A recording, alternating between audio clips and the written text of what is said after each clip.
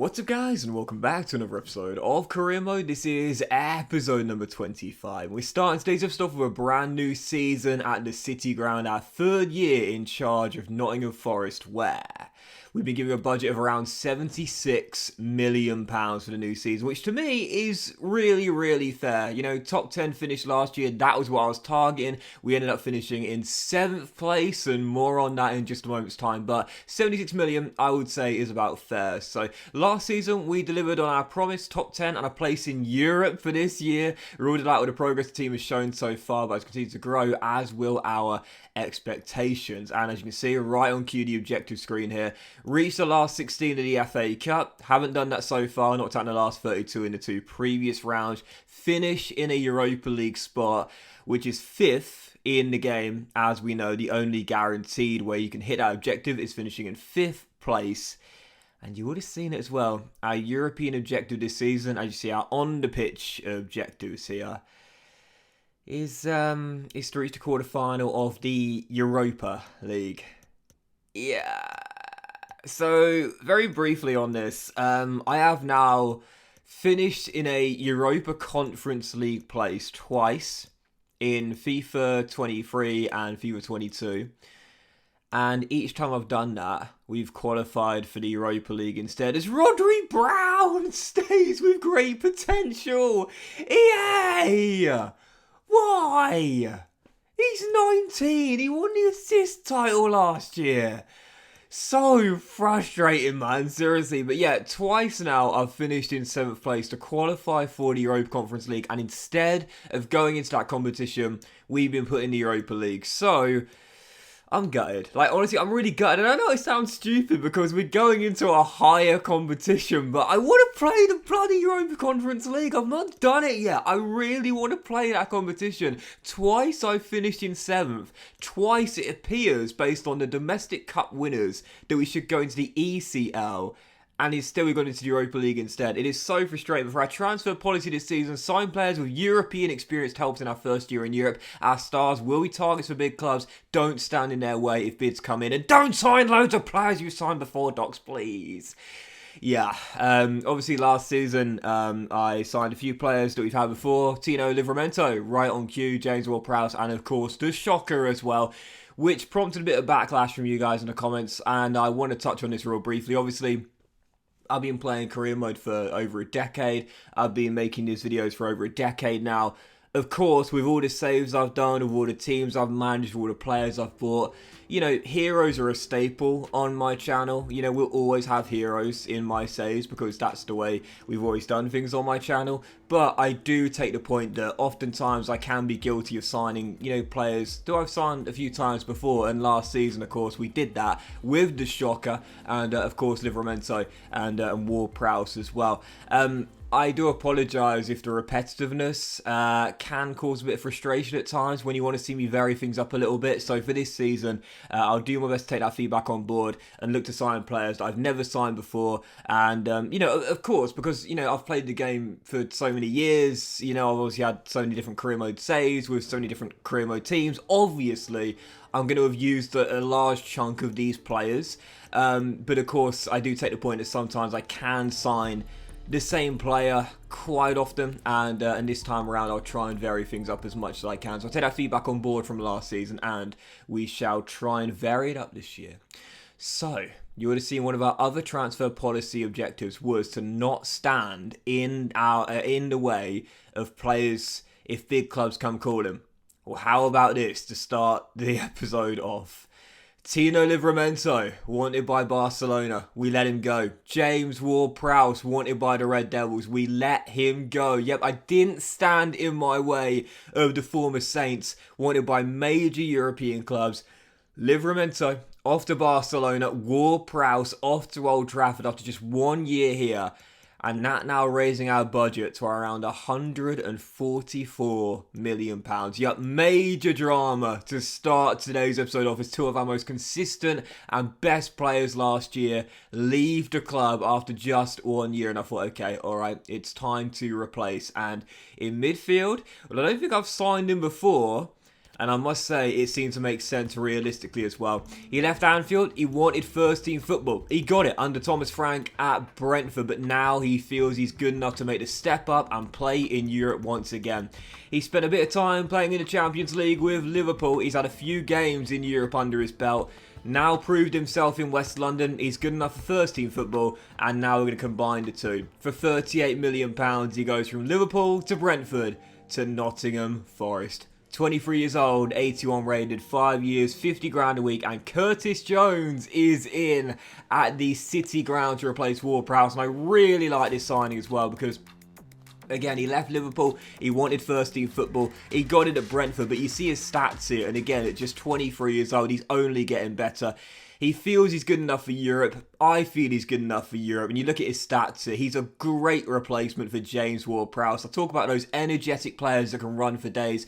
Curtis Jones is that guy. 90 stamina, that is his highest stat. Great ball control, great dribbling, great pass through the ball, just like JWP. And whilst he might not be as much of a wizard from set pieces as Ward-Prowse was, to me, he looks like a great, energetic midfielder to play through the middle of our park, and possibly, just possibly, depending what we do with our formation this year, might well play as an attacking midfielder in games where we're not too fond on Gibbs White and Lingard. So, Jones is in. Our first signing for £37.5 million, I think it was. Around the same fee we got for Ward-Prowse anyway. To me, that's a really good bit of business there.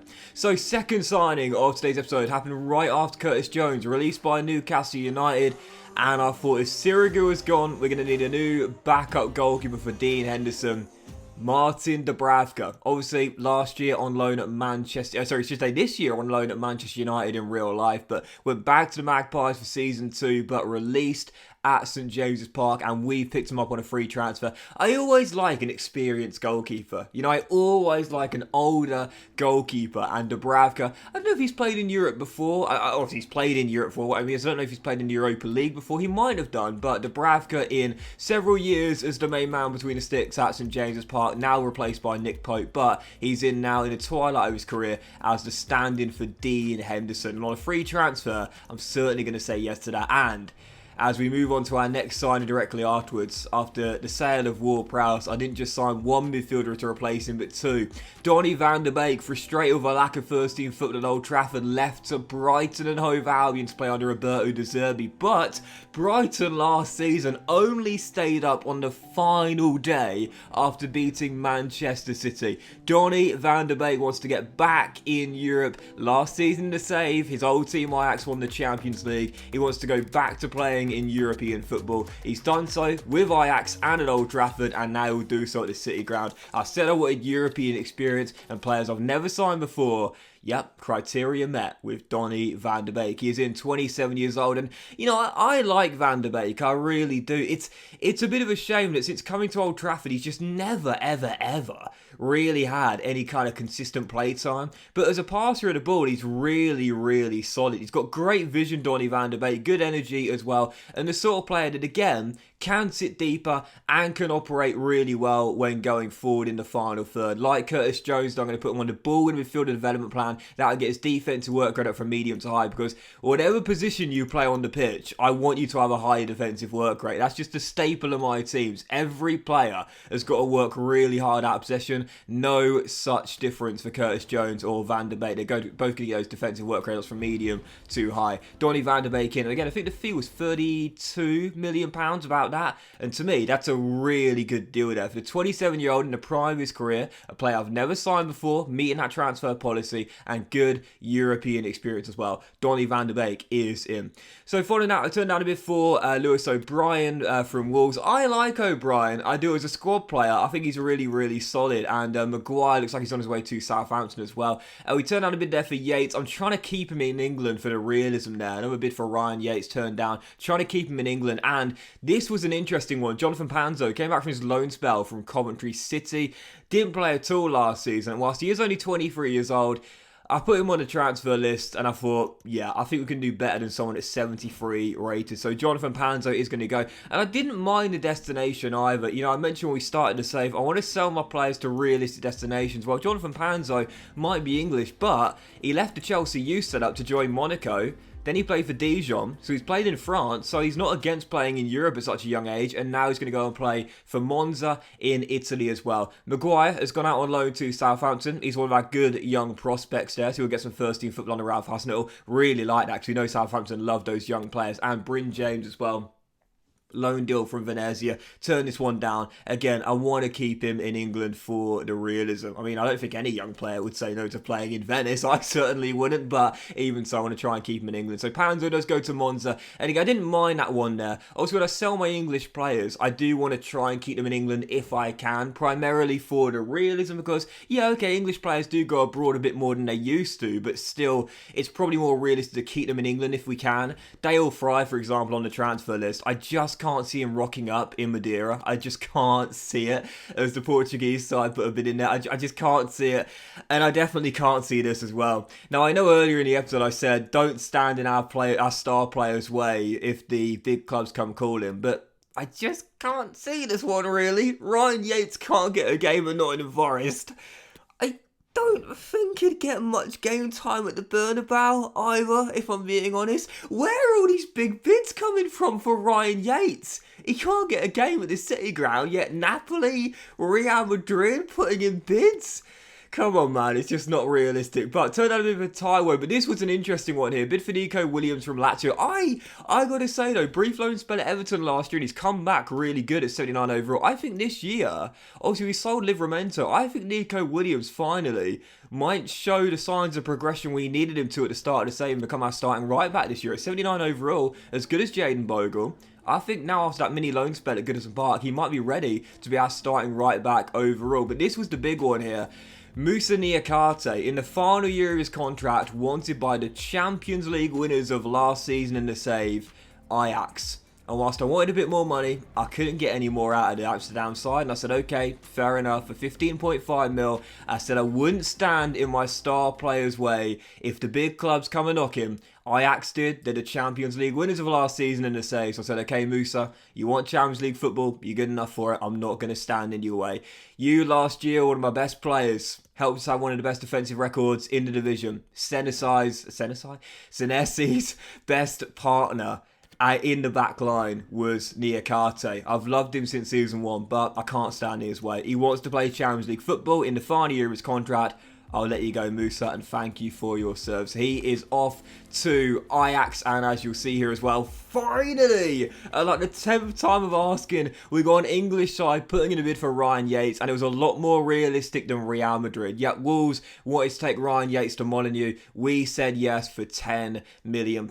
So Yates is off to Molineux, and again, I think it's slightly more realistic than Real Madrid. So there we go, quite a few more sales on the back of 3 new signings, and our budget now back up to £86 million.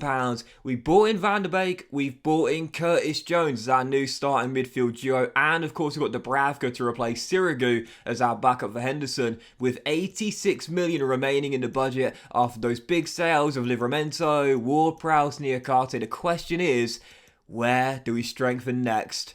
What position do we look to improve on with that money to spend? Well, that was today's episode of Career Mode, guys. Big thank you for watching. Hope you have enjoyed it. If you haven't, drop a like. Much love to you all. Have a fantastic day, and I'll see you for the next episode of Career Mode very soon.